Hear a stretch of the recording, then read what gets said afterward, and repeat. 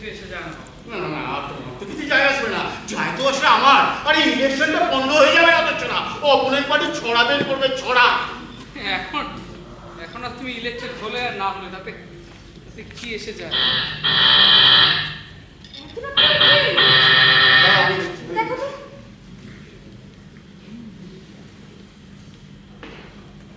আরে তুমিও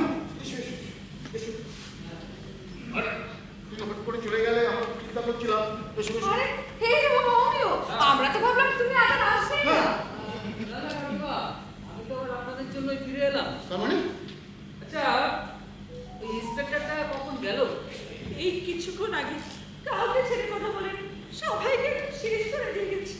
আচ্ছা, ইন্সপেক্টরটাকে কিরকম লোক বলে মনে হয়? আমার কিন্তু বেশ ভয় ভয় করছিল। ও তো ইন্সপেক্টরই নয়।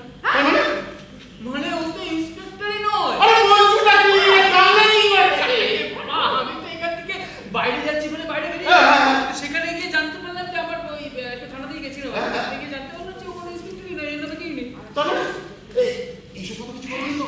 আরে না রে বাবা, এইসব ব্যাপারে কেউ কিছু বলে?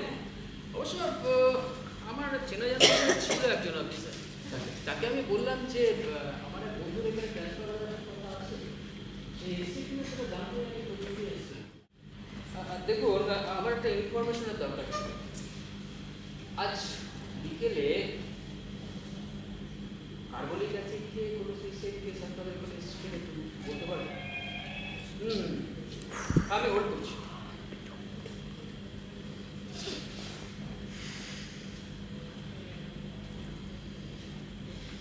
হ্যাঁ, হ্যালো।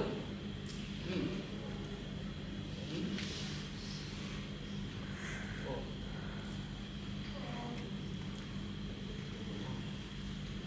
ঠিক আছে, ঠিক আছে, থ্যাংক ইউ। কি বললো? হ্যাঁ বলো, চুপ করে আছো কেন? আরে বলো, আরে চুপ করে আছো কেন, বলো। আজ, হ্যাঁ কাল, হ্যাঁ পরশু, হ্যাঁ। কোনো দিনই কোনো সুইসাইড কেসের রেকর্ডই নেই হসপিটালে। কি বলছো? সত্যি তুমি বাঁচালে, তাহলে এত ভয় পেয়ে। সন্ধ্যা চক্রবর্তী নামে একটি মেয়ে কার্বলিক অ্যাসিড খেয়ে সুইসাইড করেছে।